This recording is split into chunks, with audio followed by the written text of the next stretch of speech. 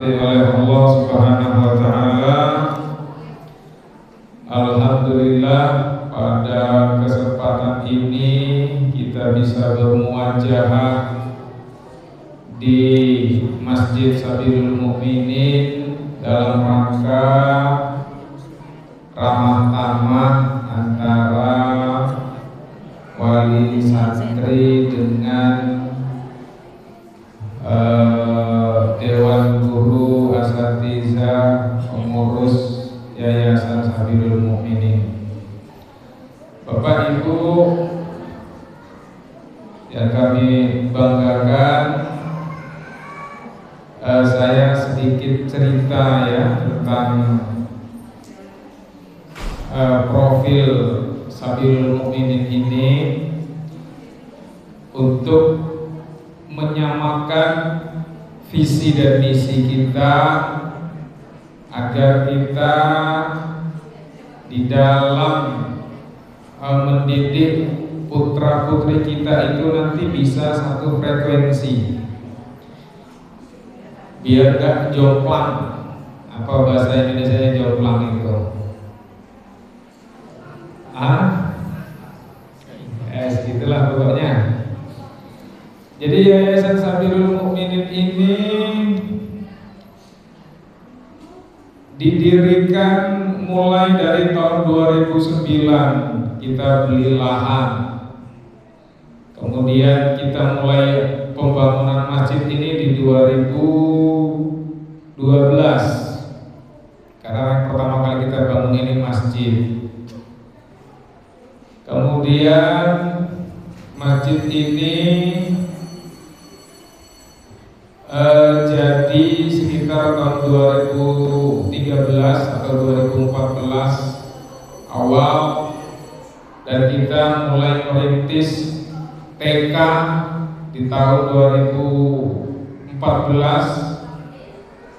ya. Kemudian di tahun 2015 kita mendirikan SDIT Sabilul Mukminin ya, dan terus ada permintaan dari para wali untuk mendirikan jenjang berikutnya, yaitu SMP, yang pada waktu itu masih paket B karena kita masih menginduk ke PKBM. Dan sekarang alhamdulillah ya, berkat dari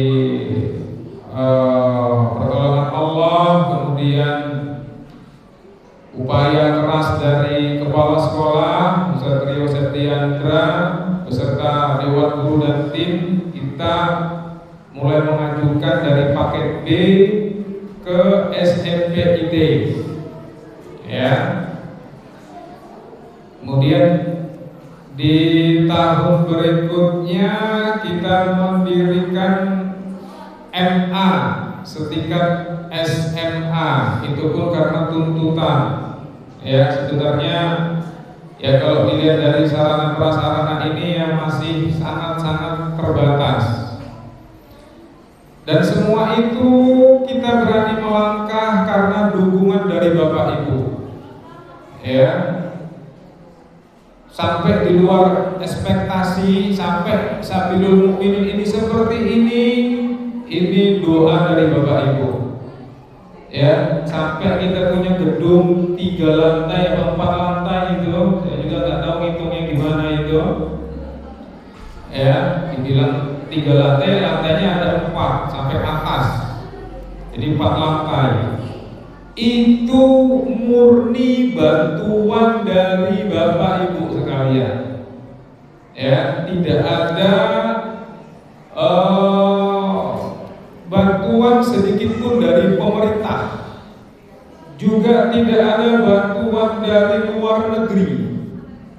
Semua itu Allah yang membukakan hati Bapak Ibu untuk percaya kepada kami, menyalurkan harta terbaiknya di yayasan ini, dan semuanya kita bangunkan di situ. Dan juga yang tidak kalah hebat,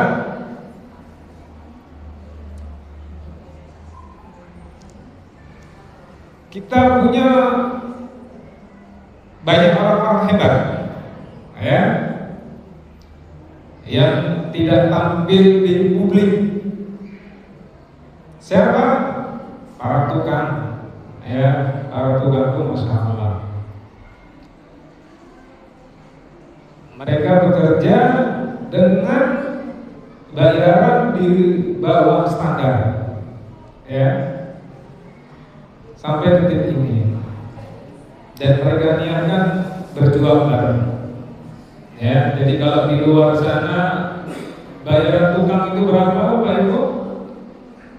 120, 130, 140, ada yang 150. Tempat kita masih di bawah itu, ya, bahkan masih ada yang di bawah 100.000.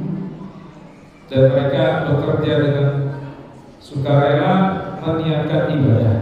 Jadi semua kita berjuang di sini. Alhamdulillah, Allah kirim orang-orang yang berjiwa besar untuk mengelola Yayasan Sabilul Mukminin ini, termasuk kami, pengurus-pengurus Yayasan Sabilul Mukminin, mulai dari ketuanya, ya, Ustadz ketuanya, ada Ustadz Rio Setiandra sebagai wakil ketua, ada Ustadz Anwar sebagai seksi pendidikan, ya, dan ada yang lainnya, ada Ustadz Muji, ada Ustadz Cahyo, ada Mas Panji dan teman-teman yang lainnya. Itu semua berjuang di sini, tidak menerima bayaran, tidak bergaji, ya. Tidak ada orang-orang yayasan yang menerima gaji. Mereka berjuang mencari makan, menghidupkan keluarga dengan bekerja, ya. Jadi jangan sampai nanti ada perasaan Sabilul Mukminin sudah mentereng, sudah megah, itu pasti ketua yayasannya banyak duitnya, itu paling tinggi gajinya. Enggak, ya, tidak ada yang bergaji, Bapak Ibu. Kami memang bertekad dari dulu, dari kita merintis, kita ingin berjuang, berdakwah, mengajarkan agama Islam kepada umat melalui jalur pendidikan. Kita mengajarkan anak-anak kita, anak-anak kaum muslimin, bagaimana beribadah kepada Allah yang benar, bagaimana berakhlak kepada Allah dan kepada makhluk yang baik. Itu yang kita ajarkan dan itu yang kita dakwahkan. Tidak ada muatan-muatan politik tertentu, ya. Nah, kenapa Ustaz menceritakan seperti ini? Agar Bapak Ibu itu tidak ada suudzon kepada kami, ya. Tidak ada, Ustaz itu pasti duitnya banyak, ya. Ustaz itu pasti gajinya paling banyak. Enggak, Bapak Ibu. Itu kalau dari yayasan, ya. Kemudian yang kedua, dewan guru dan staf, ya. Para dewan guru dan staf ini, Bapak Ibu, gaji kita masih di bawah UMR, ya. Bahkan masih ada yang gajinya itu di bawah 1 juta, masih banyak. Dan mereka itu sudah berkeluarga, punya anak, punya istri. Tapi kenapa mereka mau bertahan di sini? Karena mereka mendapatkan apa yang selama ini mereka cari di sini, berupa apa? Lingkungan yang insya Allah kita akan bentuk lingkungan yang Islami, lingkungan yang baik, lingkungan yang kondusif. Ya, yang kalau Bapak Ibu di luar pesantren ini mungkin nggak dapatkan lingkungan seperti ini. Ya, kita ajarkan bagaimana mengamalkan syariat Islam itu, ya, walaupun nggak bisa 100%, ya, paling tidak ya berusaha, ya.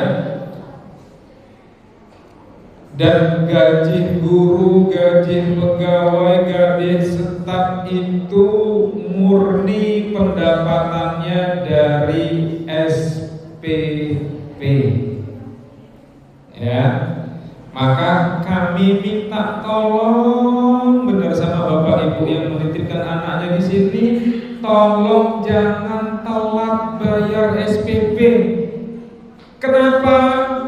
Ini ada dewan guru yang mereka ini punya anak, punya istri, dan mereka sudah berdedikasi tinggi di sini mencurahkan kemampuannya untuk mendidik putra putri Bapak Ibu, sampai rela meninggalkan aktivitas di luar itu. Ya, jadi tolong jangan telat bayar SPP, karena kalau telat bayar SPP akan berdampak kepada kami. Kami bingung mau muternya itu, mau ngolahnya itu.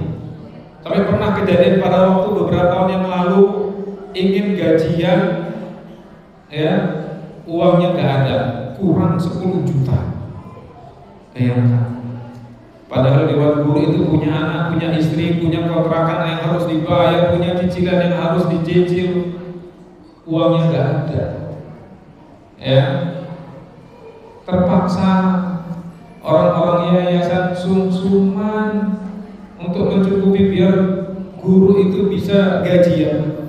Dan alhamdulillah dari berdirinya yayasan ini, lembaga ini, sekolah ini sampai detik ini, ya, alhamdulillah berkat pertolongan Allah, gajian dewan guru asatidzah tetap enggak pernah telat. Bagaimanapun kita upayakan enggak pernah telat, walaupun harus maka kami besar kepada Bapak Ibu, tolong bantu kami di dalam proses belajar mengajar ini tadi. Ya, jangan telat bayar SPP. Kalau yang lainnya mungkin boleh telat, ya mungkin boleh telat, bisa diangsur, bisa dibayar saat mau ujian. Tapi untuk SPP tolong jangan. Ya, kalau Bapak Ibu nggak punya uang, cari pinjamannya keluar, jangan sampai nunggak di sini. Ya, Ustaz saya nggak punya uang, cari pinjaman keluar, atau jual apa yang perlu dijual. Karena pernah ada wali yang cerita ke kami, Ustaz, demi Allah Ustaz, saya usahakan untuk tidak telat bayar SPP walaupun saya harus jual kendaraan, dijual motornya. Ya, demi itu bayar SPP. Maka keberkahan putra putri Bapak Ibu, keberkahan ilmu yang akan didapat oleh putra putri Bapak Ibu itu tergantung dari bagaimana bagusnya muamalah Bapak Ibu kepada kami. Ya, jadi kalau mau anak itu ilmunya berkah, baguslah muamalah kepada kami. Jangan terlalu banyak menuntut, jangan terlalu banyak rewel, jangan terlalu banyak dikit-dikit ngeluh, jangan. Ya. Tapi kalaupun ada kritikan yang membangun, ya silakan disampaikan, tidak terbuka. Itu yang pertama. Jadi harus diperhatikan ya bagaimana interaksi Bapak Ibu kepada kami. Bagus baiknya itu akan mempengaruhi keberkahan Ananda. Ya. Yang kedua, pesan dari Ustaz Angga tadi, doakan putra putri Bapak Ibu itu untuk belajar di sini biar berkah. Ya, nggak harus jadi ustaz, nggak harus jadi ustazah, yang penting ilmunya berkah. Perkara mereka nanti selesai dari sini mau melanjutkan ke pendidikan yang lebih tinggi, ingin kuliah di kedokteran, ingin jadi polisi, jadi TNI, jadi ASN, nggak masalah. Yang penting mereka sudah kita bekali ilmu yang cukup di sini. Mudah-mudahan itu sebagai benteng, ya, untuk mereka bisa menjalani kehidupan di dunia luar sana. Kemudian yang ketiga, Bapak Ibu, para wali santri yang dirahmati oleh Allah Subhanahu wa taala,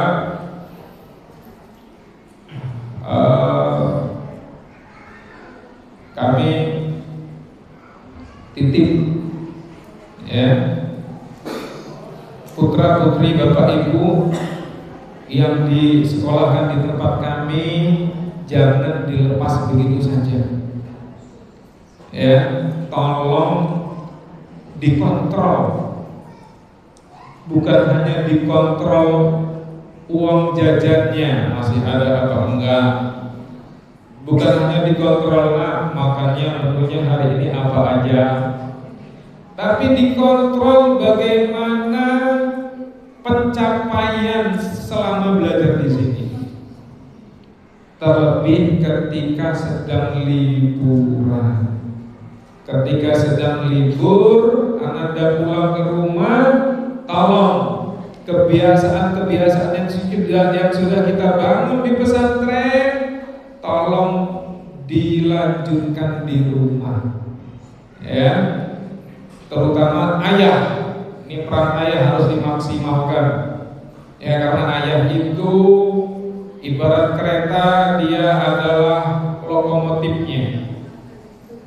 Dia harus di depan dan menjadi panutan. Jadi kalau ayah itu dilihat perannya itu berjalan atau tidak, lihat jam berapa bangun tidurnya ayah itu. Kalau ayah itu bangun tidurnya ya bisa bangun tepat waktu, azan subuh ke masjid, sebelum ke masjid bangunkan istrinya, bangunkan anak-anaknya, berarti ayah itu menjalankan tugas dengan baik. Tapi kalau ayahnya kesiangan, dibangunin marah, ya, tidak memberi contoh yang baik, ya susah, nggak nyambung nanti dengan apa yang kita sampaikan di sekolah. Ya, jadi tolong.